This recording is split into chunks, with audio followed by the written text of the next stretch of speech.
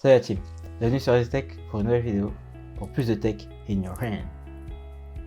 Ok, aujourd'hui on va voir ensemble un tuto restauration Mac.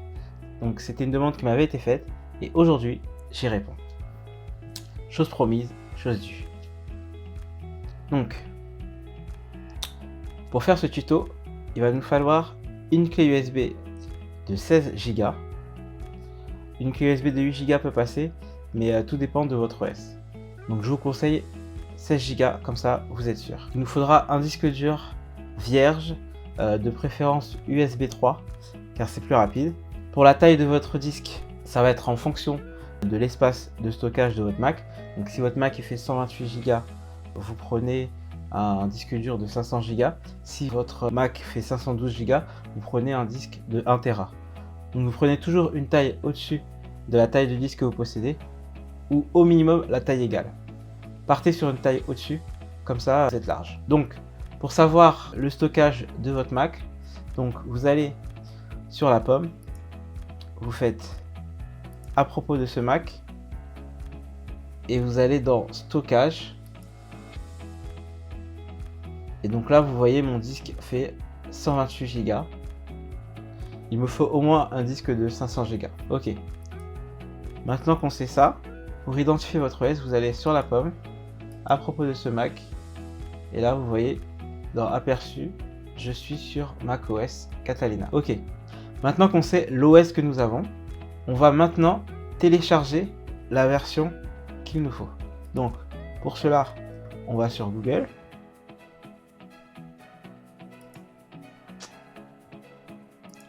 Donc on fait télécharger macOS. Vous prenez le premier lien, comment obtenir d'anciennes versions de macOS. Vous cliquez dessus. Ok, vous descendez tout en bas jusqu'à arriver sur télécharger macOS sur votre Mac à l'aide de Safari. Donc pour ceux qui possèdent des OS à partir de High Sierra, ça va se passer sur l'App Store. Donc moi, je possède Catalina. Ok, il me fait ouvrir Apple Store. Ok, je fais ouvrir Apple Store. Je clique du coup sur obtenir.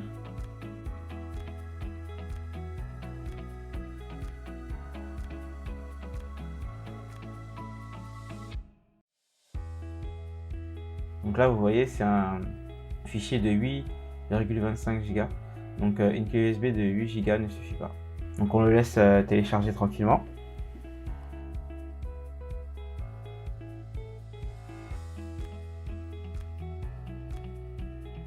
Donc une fois que le téléchargement se termine, vous avez la fenêtre d'installation de macOS Catalina ou de l'OS que vous avez téléchargé qui apparaît.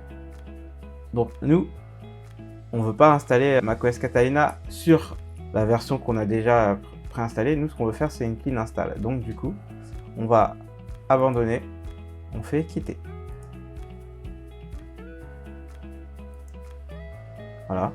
Ensuite, dans le Finder application, vous vérifiez bien que installer macOS Catalina apparaît bien. Donc voilà, aujourd'hui à 12h56. Donc pour ceux qui possèdent des versions en dessous de High Sierra, donc ça sera une autre méthode. On ne passera pas par l'App Store. Du coup, par exemple, si vous voulez télécharger macOS Sierra, vous faites un clic droit, enregistrez le lien sous. Donc par exemple, vous mettez dans téléchargement. Donc là, je fais enregistrer. Ok. Donc là, il me met une petite alerte de sécurité. Donc je clique sur la flèche ici et je dis conserver. Donc là, il me télécharge le fichier. Donc une fois que le téléchargement est terminé, vous cliquez sur la flèche, afficher dans le Finder. Donc là, vous double-cliquez sur le fichier InstallOS DMG. Ok. Il ouvre une page, double-cliquez sur InstallOS. Là, une autre fenêtre s'affiche, vous faites continuer. Continuer. Là, vous faites continuer encore. Vous faites accepter. Et là, vous faites installer. Donc là, il vous demande votre mot de passe.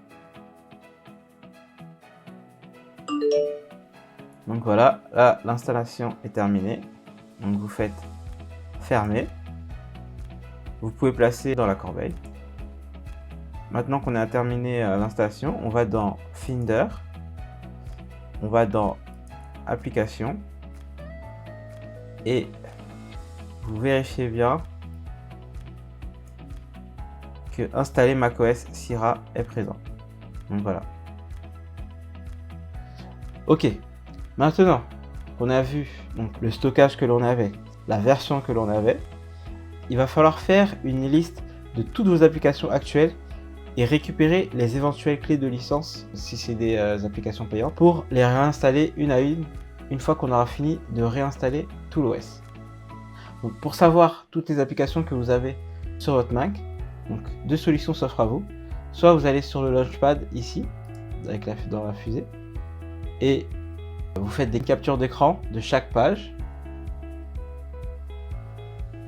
Ou sinon, un moyen plus simple, vous allez dans Finder, Applications, et là vous avez toute la liste de vos applications.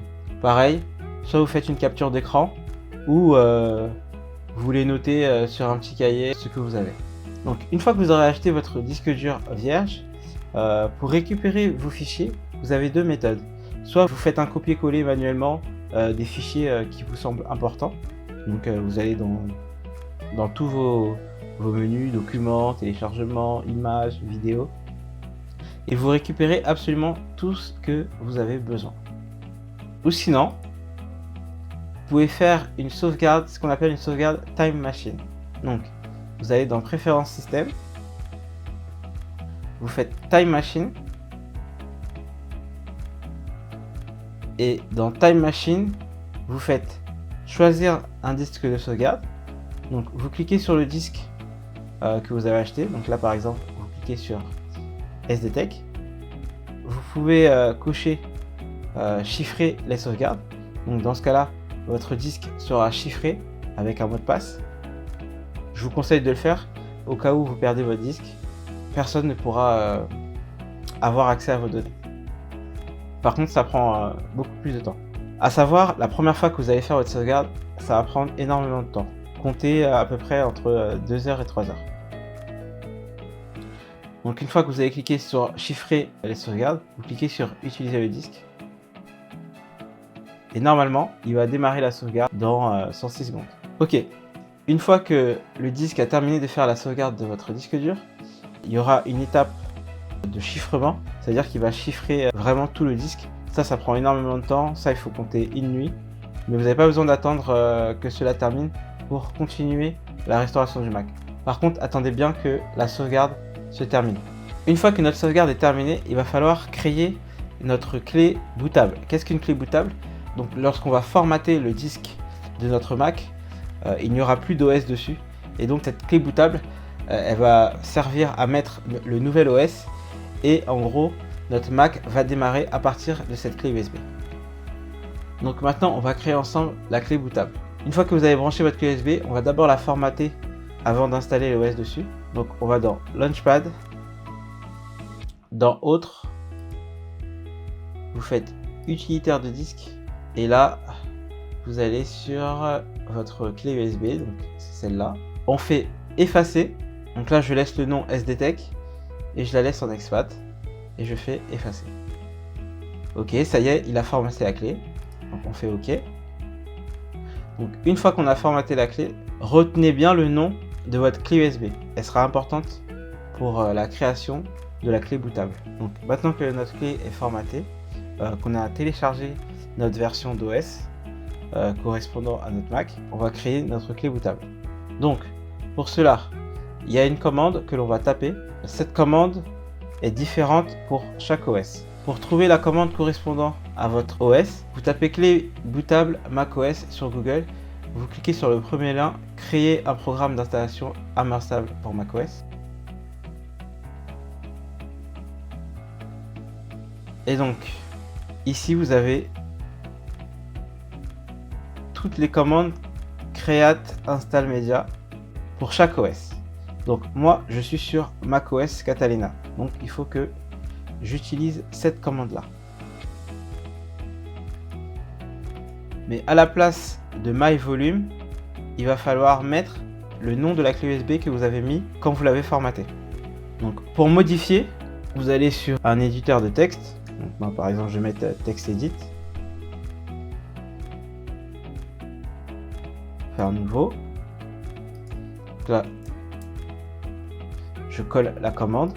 Et donc, à la place de MyVolume, je vais mettre le nom de ma clé USB.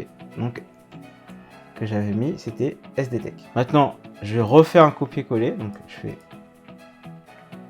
copier. Maintenant qu'on a copié notre commande, on va ouvrir une fenêtre terminale. Donc, vous pouvez aller dans Launchpad. Normalement, vous êtes resté sur Autre. Et vous faites Terminal. Donc là, ici, je fais un clic droit et je fais Coller. Donc là, j'ai collé ma commande que j'ai créée et le nom qui apparaît, c'est bien le nom de ma clé USB. Donc SDTech. Donc, une fois que vous avez fait ça, vous allez faire Entrée. Donc là, vous mettez votre mot de passe, le mot de passe de votre session Mac, et vous faites Entrée. Donc, il vous demande si on peut effacer tout le contenu qu'il y a sur la clé USB. Donc là, vous faites oui. Donc vous mettez un Y. Entrée. Donc là, il va effacer toute la clé USB et il va installer l'OS sur la clé USB pour créer notre clé bootable.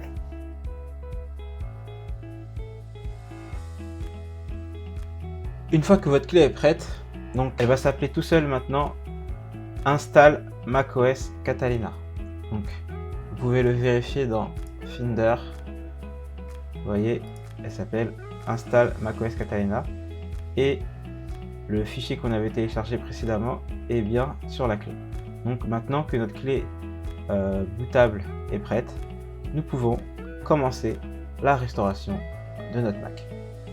Donc attention, à partir du moment où on va commencer la restauration du Mac, tous les fichiers qui sont sur le Mac vont être perdus. Donc vérifiez bien que vous avez préalablement fait votre sauvegarde, qu'elle marche, qu'elle fonctionne. Vous parcourez sur le disque dur, vous vérifiez bien que vous avez accès aux fichiers. Parce que maintenant, nous allons commencer le formatage de notre Mac. Ok, à partir de ce moment-là, on va commencer la restauration de notre Mac. Donc pour ce faire, on va redémarrer notre Mac en appuyant simultanément sur la touche Option, aussi appelée Alt sur votre Mac. Donc, vous appuyez sur la touche Alt, hop, vous cliquez sur la pomme et vous faites redémarrer. Vous ne relâchez pas le bouton, vous restez appuyé sur le bouton jusqu'à ce que la fenêtre démarrage apparaît.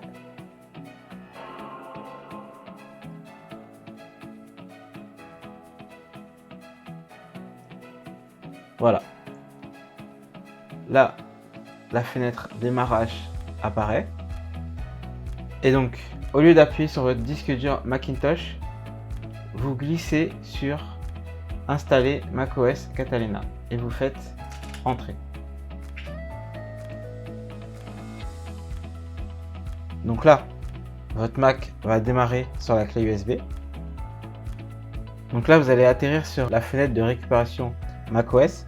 Si votre Mac est chiffré, il va vous demander d'utiliser le mot de passe utilisateur. Donc là, vous cliquez sur donc le nom de l'utilisateur, vous cliquez sur Suivant et vous mettez votre mot de passe.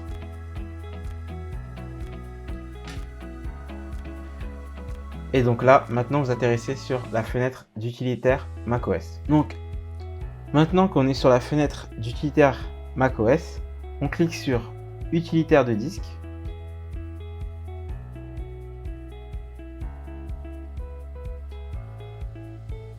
Et maintenant, vous allez sur Macintosh HD, donc c'est les disques durs internes. Donc une fois que vous êtes sur Macintosh HD, vous faites effacer.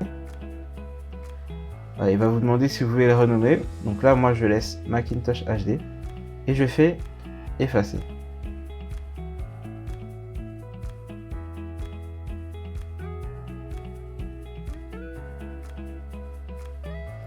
Donc une fois que le disque est effacé, on clique sur OK. il vous reste le Macintosh HD donné comme moi, vous pouvez ici cliquer sur moins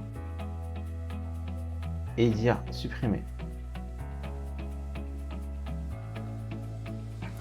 Donc là vous faites OK. Donc une fois que notre disque dur est formaté, donc on peut maintenant passer à la réinstallation de notre Mac. Donc pour cela on ferme l'utilitaire de disque.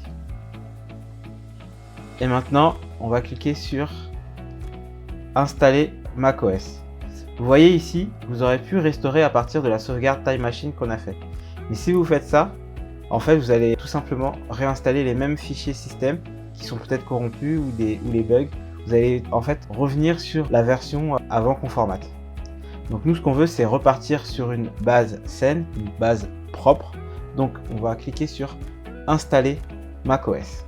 On clique sur continuer, on clique sur continuer. Là on fait accepter, accepter. Là il nous demande sur quel disque on veut l'installer. Donc c'est le disque Macintosh HD qu'on a précédemment formaté. Donc on clique sur Macintosh HD et on fait installer. Donc là j'étais sur batterie, donc effectivement comme ça met du temps et on ne sait pas à quel pourcentage de batterie vous êtes, il vaut mieux le faire branché sur secteur. Donc c'est ce que je vais faire. Une fois que vous avez branché votre Mac, vous voyez que l'erreur disparaît et qu'il démarre automatiquement l'installation du nouvel OS.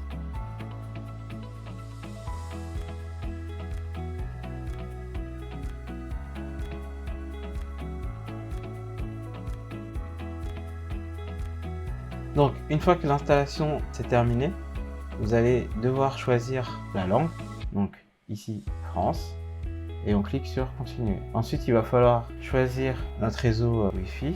Donc là, vous cliquez sur votre réseau Wi-Fi, vous mettez le code correspondant à votre Wi-Fi, faites continuer. Donc là, comme je vous ai dit tout à l'heure, nous on veut partir sur une base propre, donc on fait ne pas transférer de données maintenant. Ici, vous mettez votre identifiant. Donc une fois que vous avez mis votre identifiant, vous faites suivant. Donc il vous demande le mot de passe.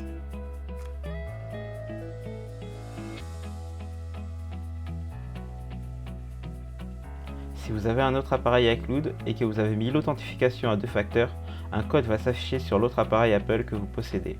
Sinon, si vous avez configuré un téléphone, vous pouvez faire, vous n'avez pas reçu le code, et envoyer le code par SMS, donc au numéro associé. Et vous faites continuer.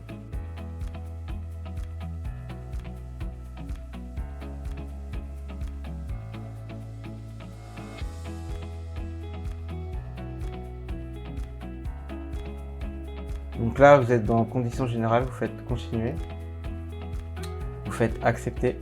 Donc là, vous atterrissez sur la fenêtre pour créer un utilisateur. Donc là, vous mettez le nom que vous souhaitez. Et puis vous mettez le mot de passe que vous voulez. Et là, vous faites continuer.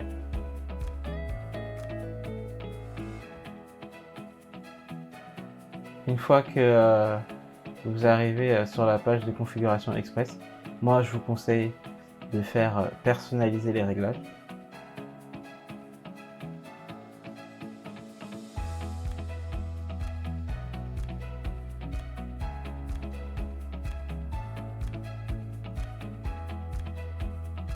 Voilà, votre Mac vient d'être remis à 0. Nous sommes sur une version propre, saine. À partir de là, vous pouvez réinstaller sur votre Mac toutes les applications que vous aviez. Vous n'êtes pas obligé de réinstaller tous les logiciels, c'est le moment de faire le tri de ce que vous avez besoin et de ce que vous n'avez plus besoin. Donc une fois que vous avez réinstallé toutes vos applications, vous pouvez maintenant passer au transfert de vos fichiers qui vous semblent importants à partir de la sauvegarde que vous avez effectuée.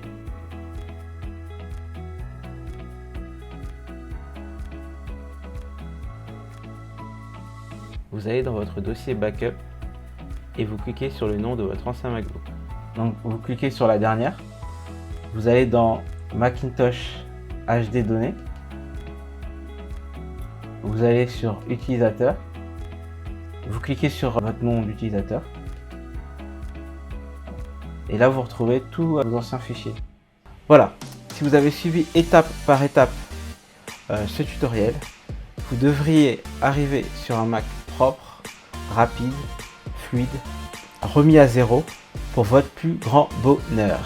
Vous avez également pu faire le tri sur ce qui était essentiel sur vos documents. Voilà, il est temps pour moi de vous laisser. J'espère avoir été clair. Si ce n'est pas le cas, n'hésitez pas à me poser tes questions en commentaire. Je me ferai un plaisir de vous répondre. Un petit pouce de soutien si la vidéo vous a plu. Pour ceux qui ne sont pas encore abonnés, n'hésitez pas à vous abonner. La petite cloche pour être notifié de mes nouvelles vidéos. Et je vous dis à la prochaine les amis pour plus de tech in your hand. Ciao.